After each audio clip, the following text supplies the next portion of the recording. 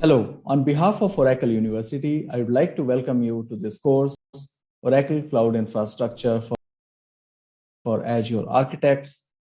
My name is Samvit Mishra, and I am a Senior Principal Training Lead and Evangelist at Oracle.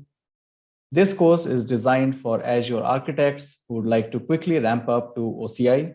In this course, we'll be comparing the offerings of OCI with Azure.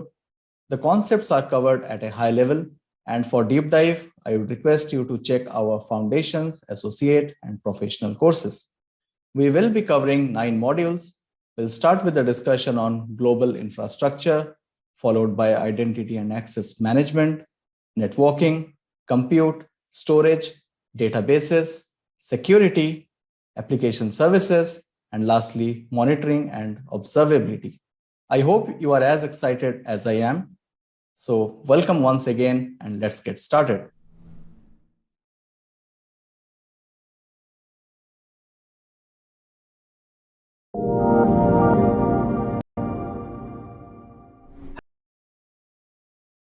Hello and welcome.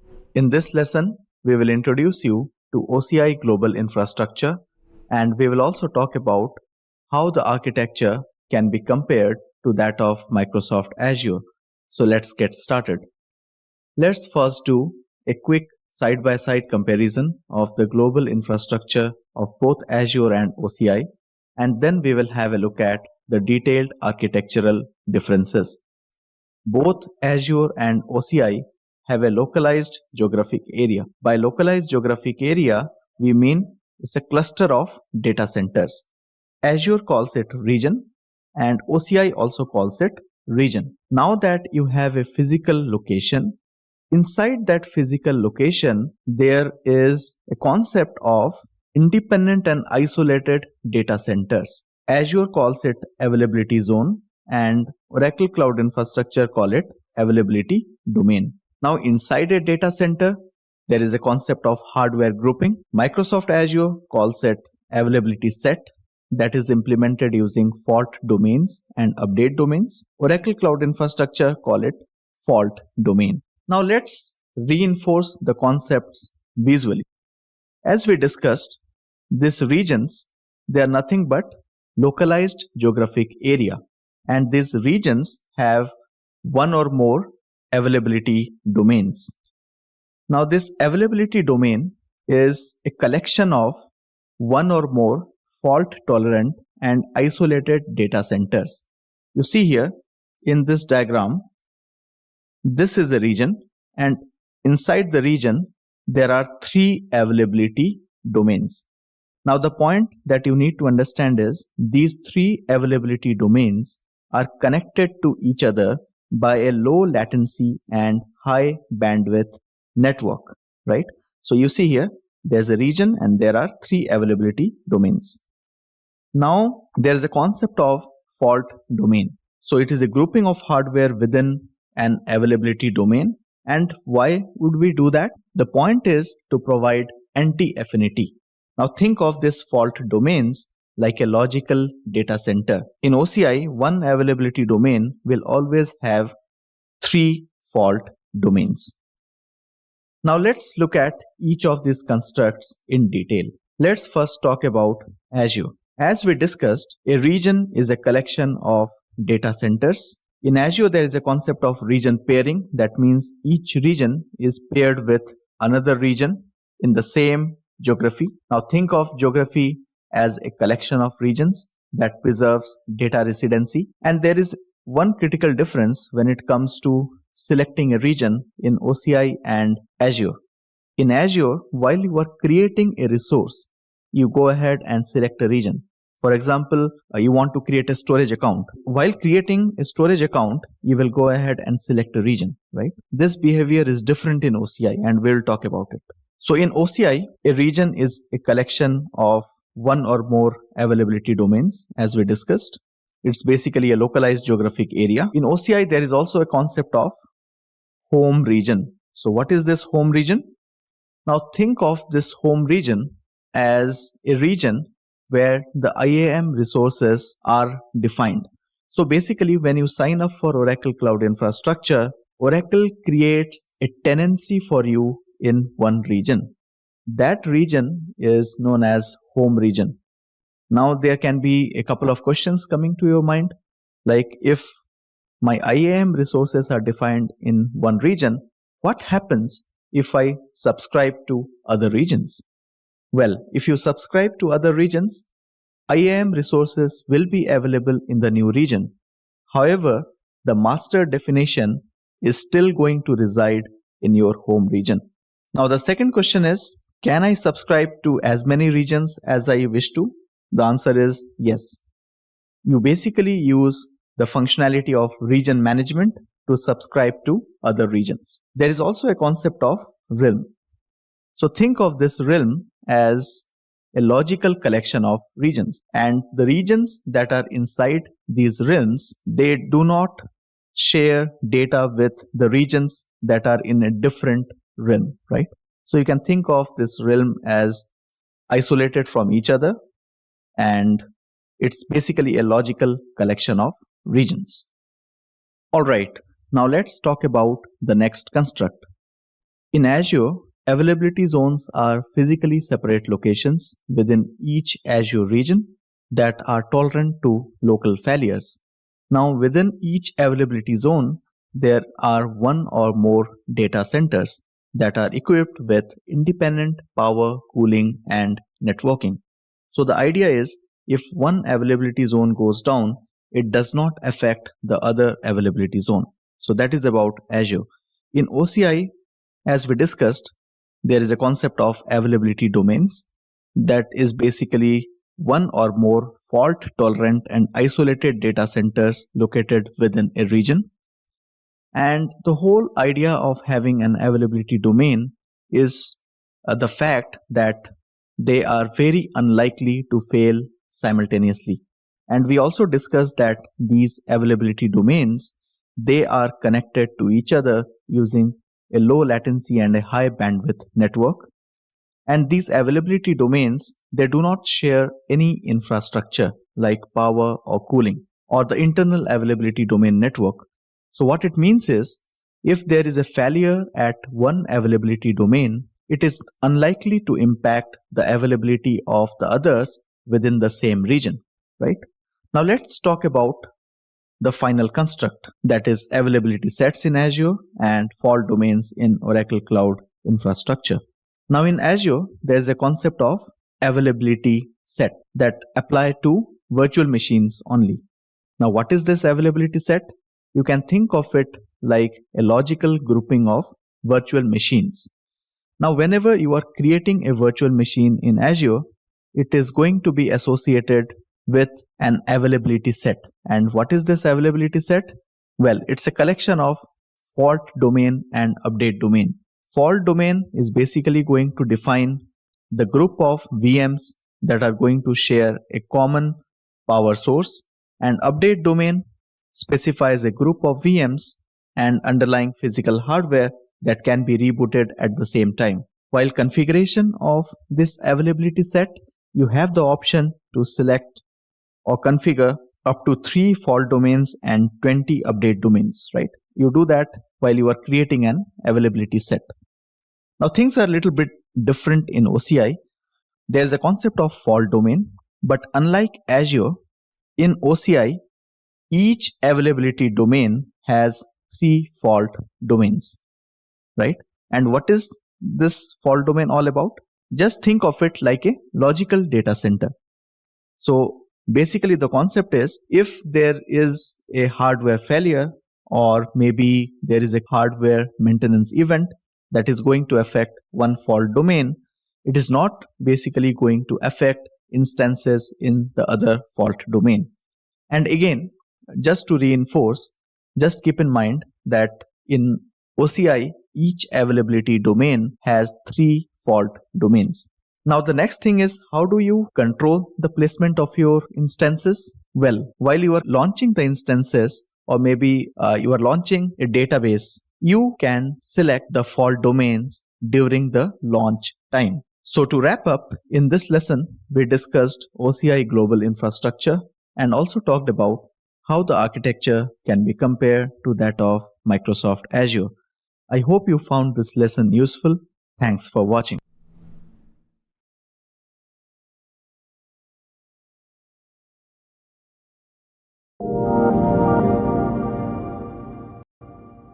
Hello and welcome to this demo.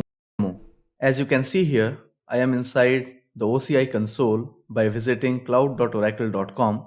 The first thing that I wanted to show you is the home region. And you can see that the home region for my tenancy is US West or Phoenix. Now you can also see the regions that I am subscribed to. For example, you can see Sydney, Montreal, Mumbai, right? In case you would like to deploy your resources in a particular region, you must first subscribe to a region. Now let me show you how you can do that. You see here, this is Manage Regions. Click on Manage Regions. Now let me find a region that I am not subscribed to. For that, I will take you to the next page. And as you can see here, there are few regions that I am not subscribed to. So let me go ahead and subscribe to this particular region, France South. So to subscribe to a region, you need to click on Subscribe button.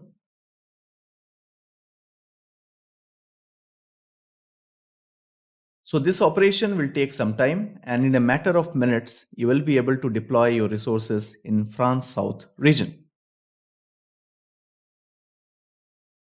You can also click on this hamburger icon, go to Governance and Administration, and under Account Management, click on Region Management. Now you can see that this is the same page which we visited previously by using the Manage Regions option. Now let me show you how you can select an availability domain and a fault domain while provisioning a compute instance. Click on the hamburger icon, click on Compute, and under Compute, click on Instances. Click on Create Instance. I am okay with the default name and I am okay with this sum with compartment. Now as you can see, I am currently in the Phoenix region, and this region has 3 availability domains, and you can see here AD1, AD2 and AD3 under placement. So you can select any of the availability domains, right? Now we know that in OCI, every availability domain has 3 fault domains. Well, how do you select that? Let me show you how you can select a fault domain.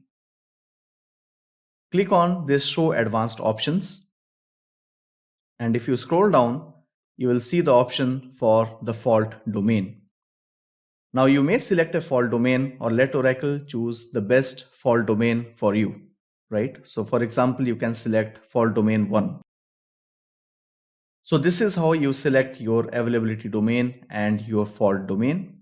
I am not creating the instance, but just wanted to show you where you specify the availability domain and the fault domain information. Now the last thing that I wanted to show you is this particular web page. Here you can see the total number of OCI regions. I recommend that you visit this web page to get the latest information on the total number of regions. That's all what I wanted to show you in this demonstration. Hope you found this demo useful. Thanks for watching.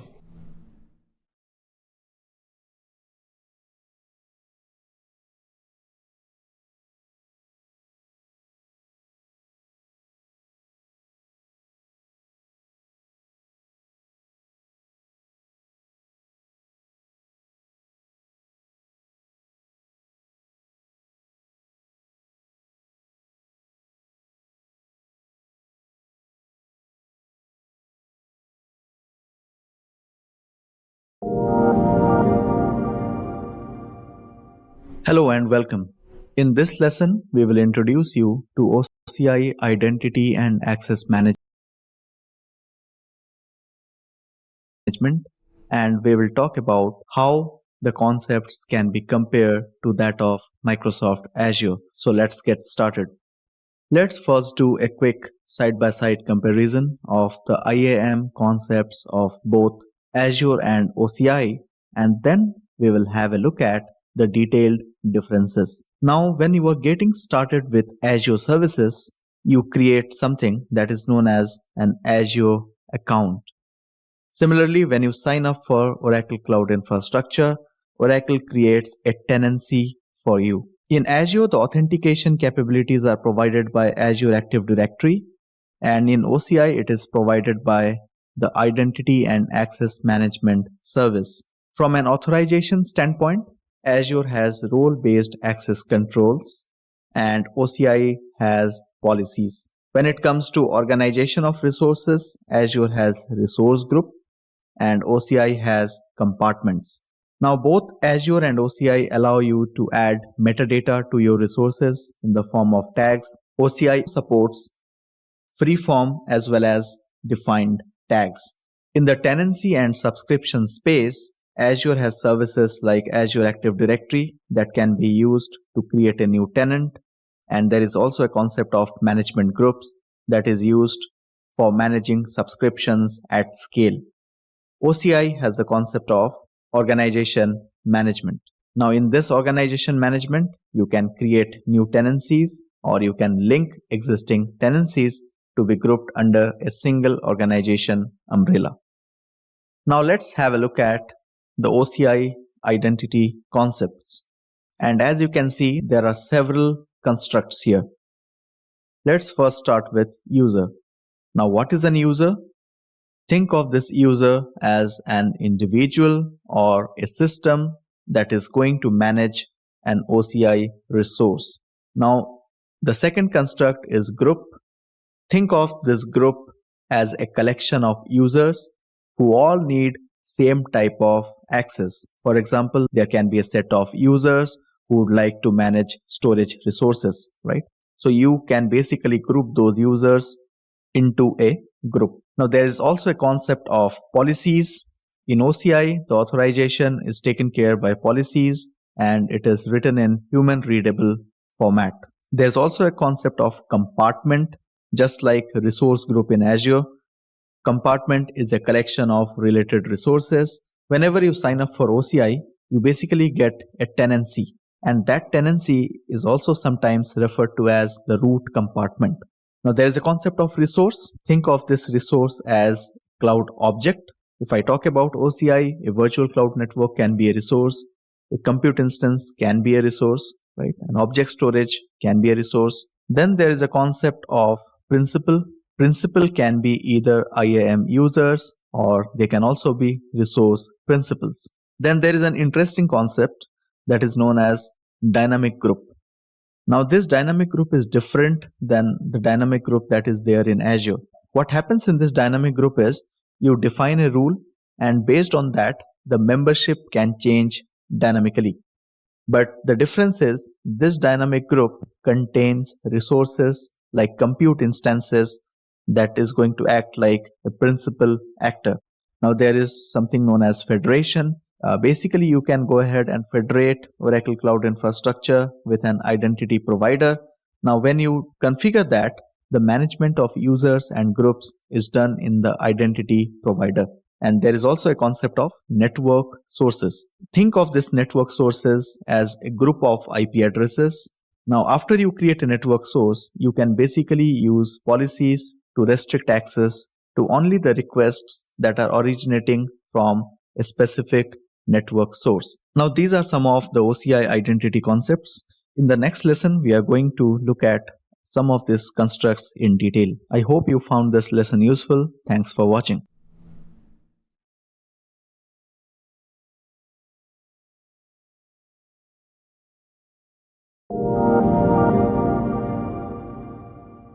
Hello and welcome to this lesson.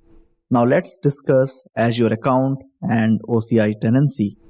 When you create an Azure account, you get a tenant, which is a dedicated instance of Azure Active Directory. You can also create additional instances of Azure AD. There's a concept of Azure AD roles. Any user with global administrator role can access all the administrative features in Azure Active Directory. Now in OCI, there is a concept of tenancy. When you sign up for Oracle Cloud Infrastructure, Oracle creates a tenancy which is a secure and isolated partition where you can create and administer your resources. Tenancy has a root compartment by default, and any user who is a member of this default administrators group, this user basically becomes the tenancy administrator. So remember, what is account in Azure is tenancy in OCI, and the roles that are comparable are global administrator, and any user that is a part of this administrators group that actually becomes the tenancy administrator. So these are some of the key takeaways from this discussion. Now let's have a look at how Azure and OCI manage a multi-tenant environment. In Azure, you can create a new tenant. Each tenant has resource independence, meaning there is no parent-child relationship. A tenant can have multiple subscriptions, exactly one directory, and one or more domains associated with it. In Azure, there is a concept of subscription. Each subscription can trust a single directory. In OCI, there is a feature known as organization management. Using this feature, you can centrally manage linked tenancies and view subscription mappings. To use any service, be it infrastructure as a service, platform as a service, or software as a service, a tenancy requires a subscription. Now, every tenancy is either a parent tenancy or a child tenancy. The child tenancy is basically going to consume from a subscription that is not their own. So, as you can see, in case of a multi-tenant environment, both the cloud service provider give you a functionality to create additional tenants.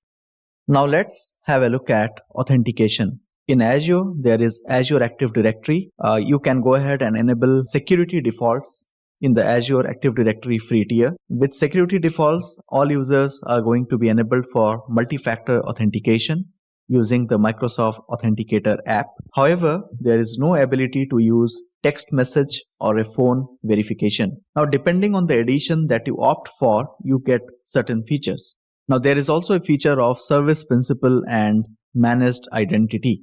Now, using managed identity, you can basically authenticate to services that support Azure Active Directory authentication. And there is also an option to configure conditional access policies. Now, in OCI, the authentication capabilities are provided by the Identity and Access Management Service.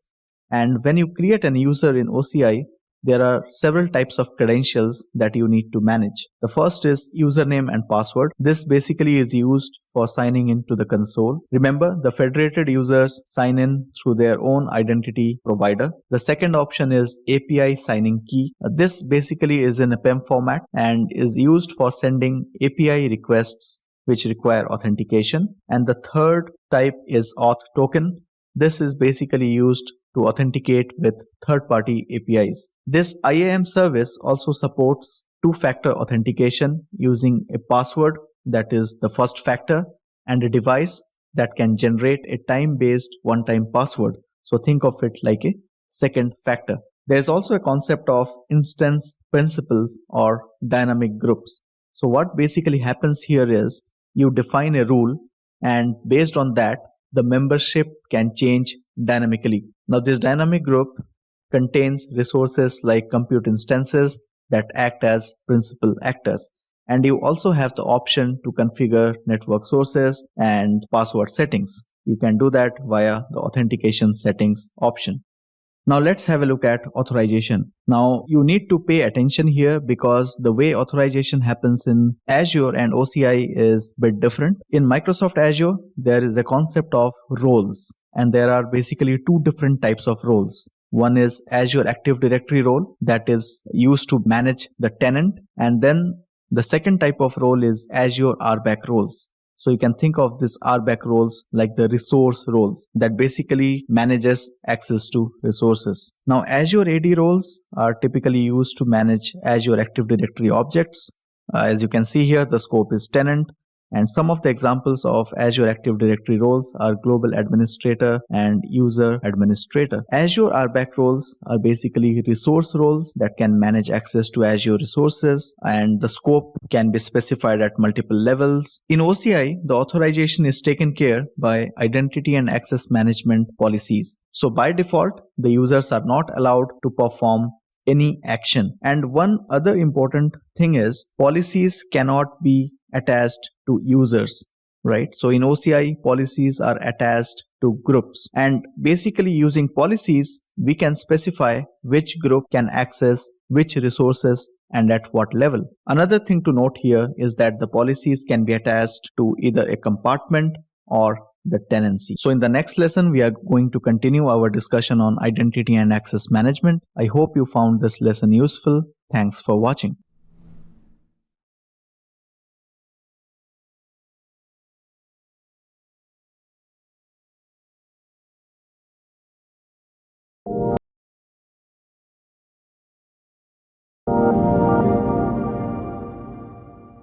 Hello and welcome.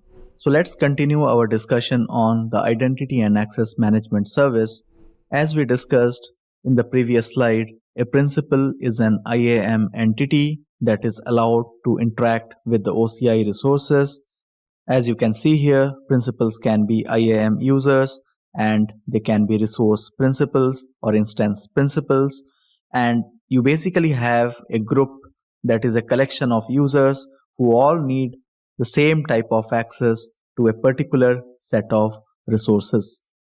Just to reinforce, users that are part of a group are given permissions with the help of policies to use a resource in a particular compartment.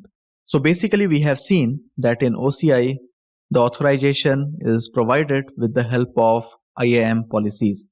And what are policies? Policies are nothing but they are human readable statements that defines the granular permissions. As you can see, there are two policies written over here, but the whole point is you provide access to a group and not to individual users, right? And there are several constructs that you can see here. Allow group, the name of a group, to a particular verb, and in the next slide we are going to talk about what are the different types of verbs that are supported in OCI. Then you define the resource type.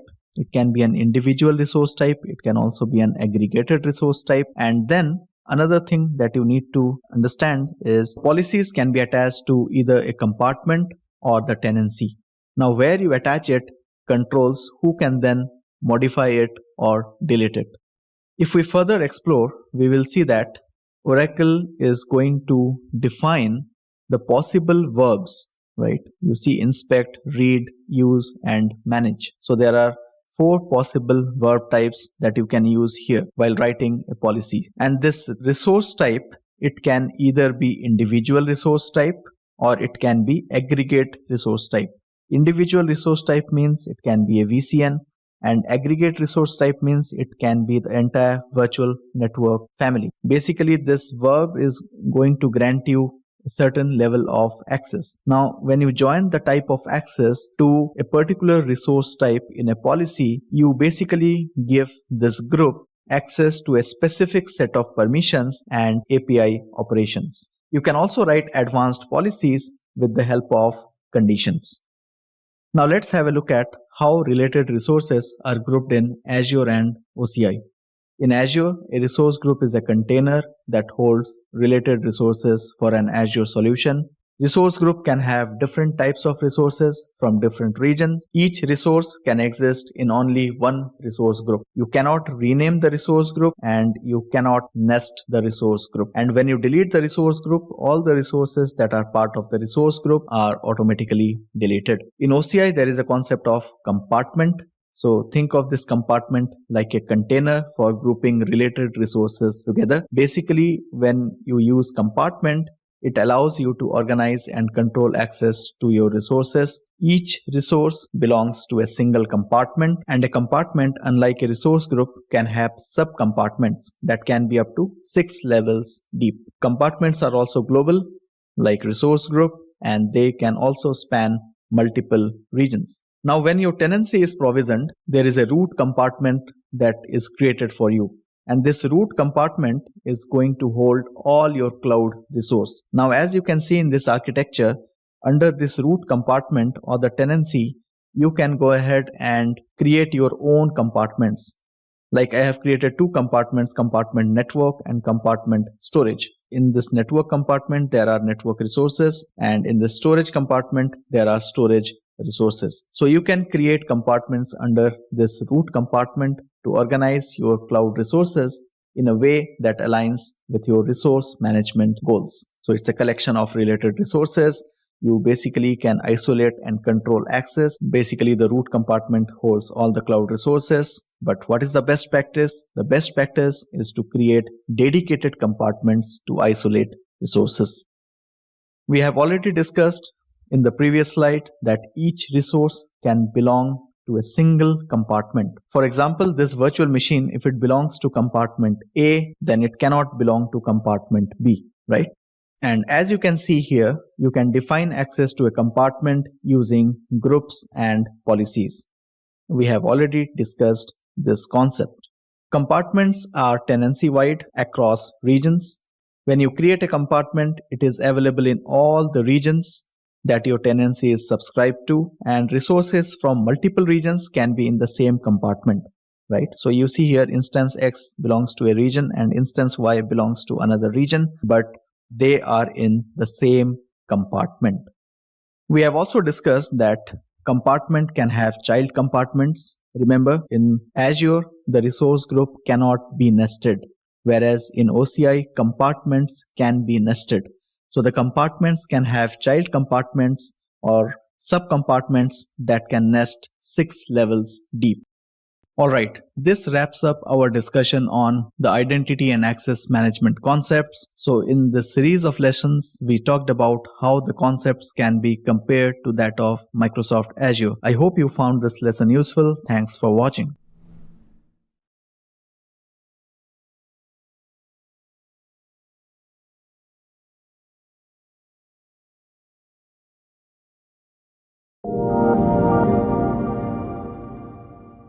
Hello and welcome to this demonstration. As you can see, I am inside the OCI console, cloud.oracle.com.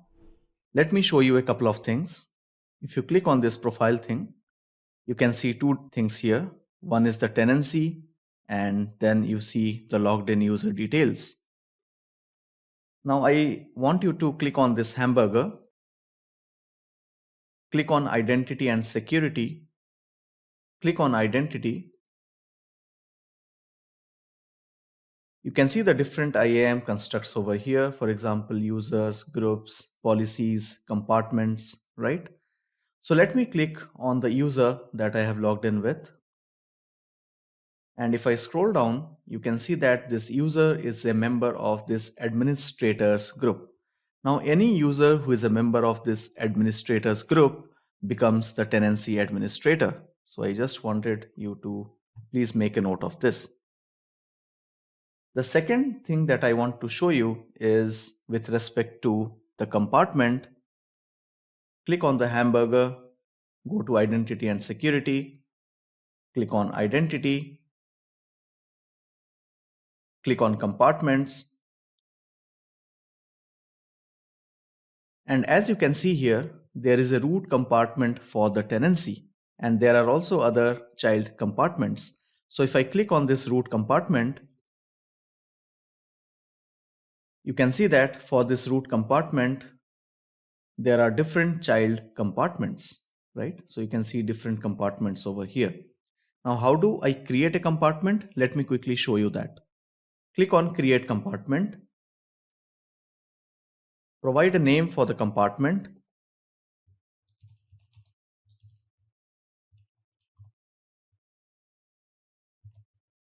I'll provide the same name as the description. And I will use SumWith as the parent compartment. Now let's go ahead and click on create compartment.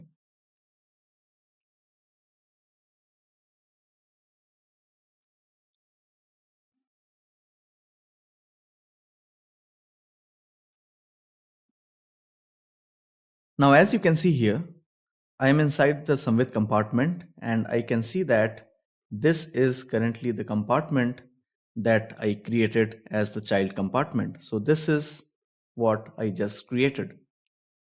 Now let me show you how do we create an user and a group before we wrap up this demonstration.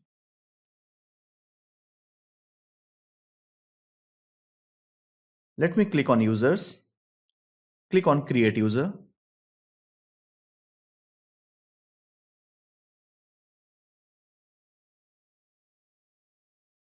I'll use the same name as the description and click on create.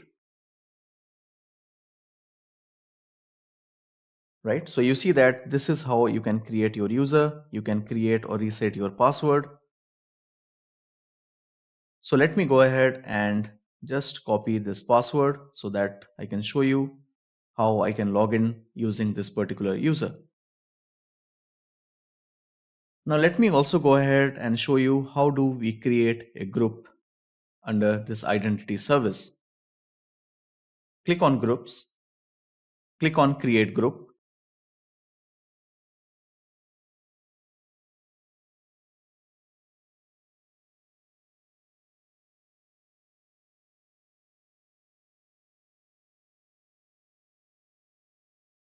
So I have provided the name and the description for the group and I'll click on create. So you see that the group is now created. Now let me go ahead and add the user to this group. Click on add user to group.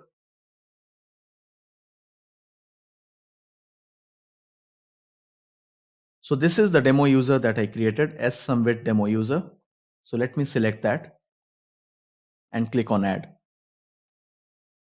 So as of now, I have created an user, I have created a group, and I have added that particular user as a member of this group. Now let me quickly show you how you can log in to the OCI console using that particular user that we created. So let me go ahead and open an in private window. Go to cloud.oracle.com.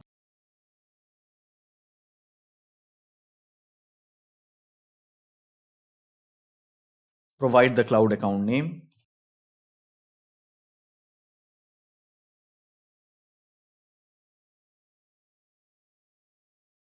Here I need to provide the username.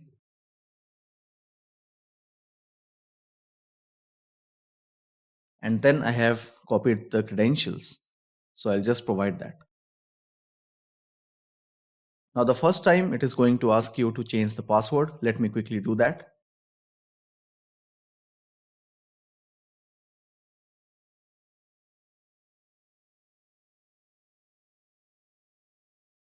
I'll click on save password. And as you can see here, I am currently logged in to the OCI console using this particular user. Keep in mind this user does not have any permission as of now, right? So if I quickly go ahead and try to create a virtual network,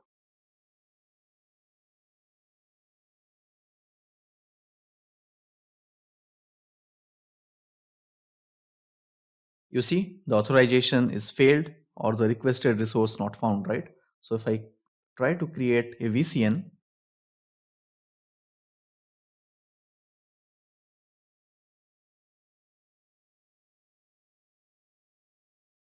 the authorization is failed.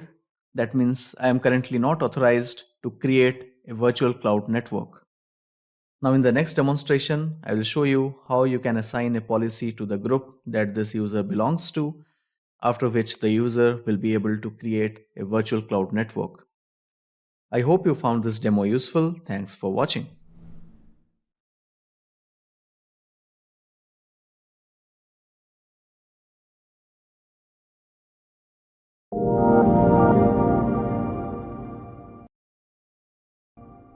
Hello and welcome to this demonstration. In the last demo, we created an user and we added that user to be a part of a group. But when the user tried to sign in to the OCI console, that user was not able to create a virtual cloud network. So in this demonstration, we are going to write a policy that will grant the permission to the group. And since the user is part of the group, the user can go ahead and create a virtual network in a particular compartment. So let's get started. Click on the hamburger icon. Click on Identity and Security. Under Identity, click on Policies. Click on Create a Policy.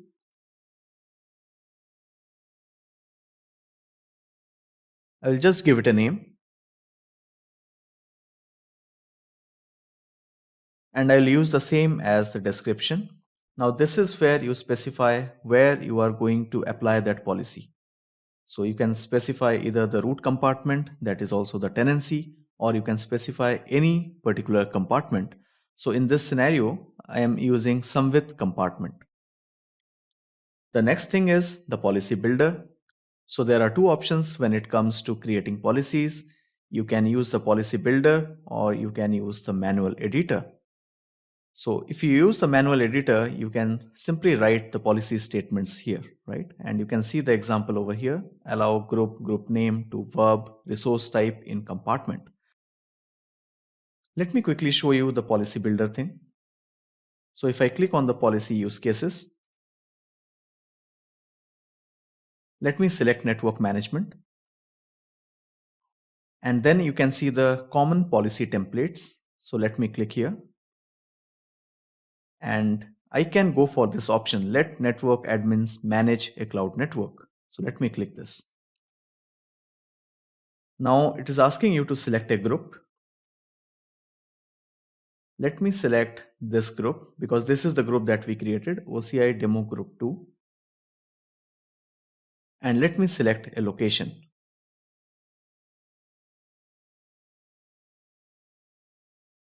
So I have selected SumWith compartment as the location. And as you can see, this is the policy statement.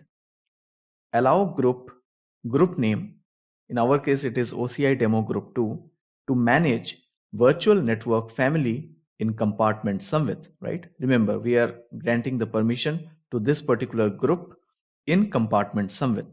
So I'll go ahead and click on create. So now you can see the policy is in place. So if I go to the incognito tab, here you can see that I am logged in using this SumWith demo user. So let me go to the hamburger, click on networking, click on virtual cloud networks.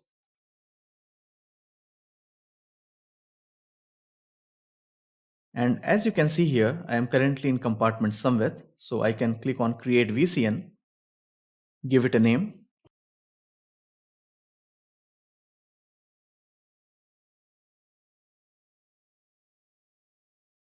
I will keep everything as the default. I just specified the CIDR range. Let me click on create VCN. And you see, this time I am able to create a virtual cloud network. If I select the compartment as the root compartment and then try to create a VCN,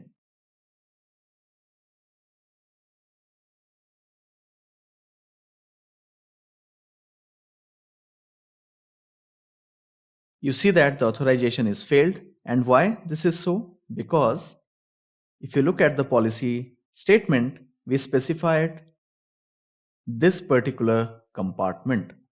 So allow group name to manage virtual network family in compartment SumWith. So in this demonstration, we created a policy. We basically assigned a permission to the group to manage virtual network family in the compartment SumWith. I hope you found this demo useful. Thanks for watching.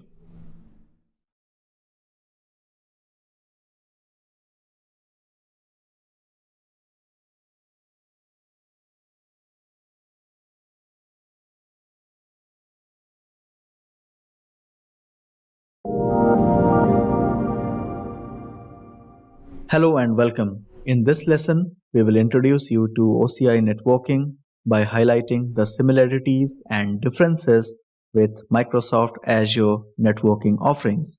So let's get started. Let's first do a quick side-by-side comparison of the networking offerings of both Azure and OCI, and then we will have a look at the detailed differences. Both Azure and OCI have a virtual network offering that is a logically isolated section. Azure calls it virtual network and OCI calls it virtual cloud network. In the virtual network security offering, Azure has network security groups and Oracle has security lists and network security groups. In the site-to-site connectivity offering, Azure leverages virtual network gateways and local network gateways. OCI uses dynamic routing gateway and customer premises equipment to create a site-to-site VPN. Both the cloud service provider also feature a dedicated private connectivity. Microsoft Azure calls it Express Route and OCI calls it Fast Connect. In the DNS and query management space, Azure has Azure DNS and Traffic Manager. So this Traffic Manager is basically a kind of DNS resolver. OCI has DNS management and traffic management steering policies. Lastly, in the load balancing space, Azure has got two types of load balancers, Azure Load Balancer and Application Gateway. OCI has two types of load balancing offerings. The first one is Load Balancer and then there is a Network Load Balancer. Now let's look at some of the differences in the architecture in some detail. Let's first look at the creation process. While creating a virtual network in Azure, you need to specify a subscription, resource group, the name of the virtual network, the region, and the CIDR block. One thing that you need to understand is in Azure, you need to create at least one subnet while you are creating a virtual network. You also have the options to create a bastion host, Azure Firewall, and enable DDoS protection standard. Azure doesn't currently have wizards to create common architectures. While creating a virtual cloud network in Oracle Cloud Infrastructure, you basically have got two options. The first option is to create VCN manually, and the second option is to use something that is known as wizard. So while you are creating a VCN manually, you provide information like the name of the VCN, the compartment in which it is going to reside. You also specify the CIDR block and specify whether or not you'd like to use a DNS hostname in the VCN. The second option is to use a VCN wizard. So when you use a VCN wizard, it uses a predefined workflow to quickly create a VCN along with other elements like subnets, internet gateways, NAT gateway, service gateway. So you can think of this wizard as a mechanism using which you can quickly create common architectures. So in OCI, a VCN is a software-defined private network that you set up. It basically enables OCI resources like compute instances to securely communicate with each other, with internet, and with on-premise data centers. It basically lives in an OCI region. It is highly available, scalable, and secure. Now let's talk about the CIDR ranges and private IP address reservations. So in Azure, the recommendation is to use IPv4 address that is enumerated in RFC 19810. And as you can see in the slide, the smallest supported IPv4 subnet is /29 and the largest supported is /2. And IPv6 address spaces should have prefixes from 7 to 128, and Azure is going to reserve 5 IP addresses within each subnet.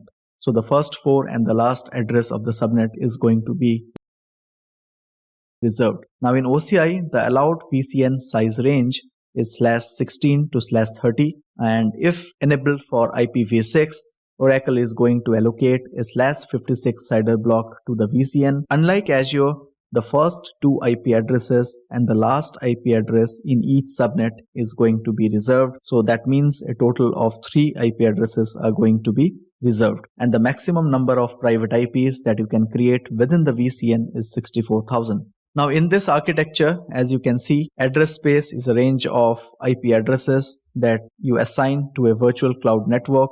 You see here, we have created a VCN using 10.0.0.0/16, right? And a VCN always resides within a region.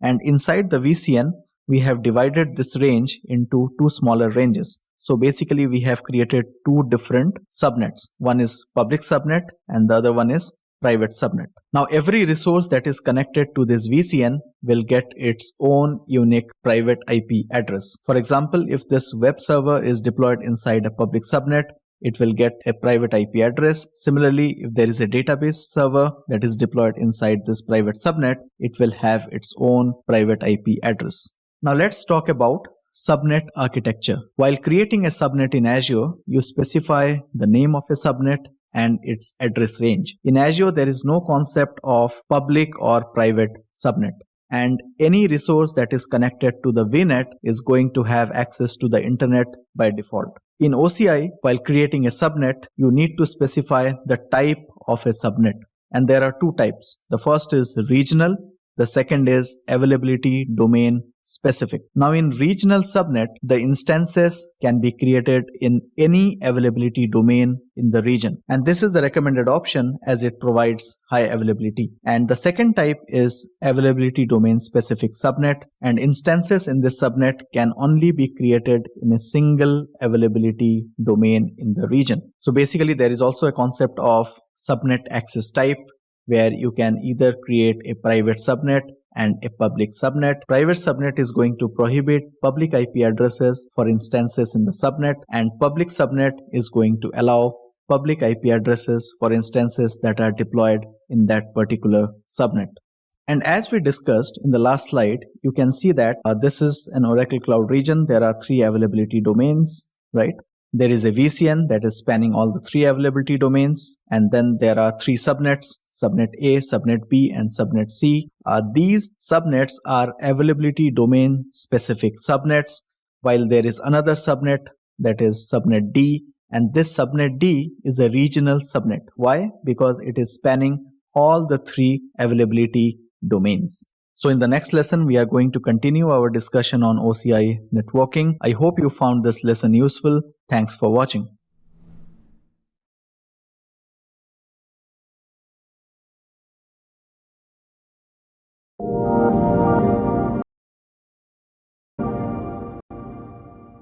Hello and welcome. Let's continue our discussion on networking.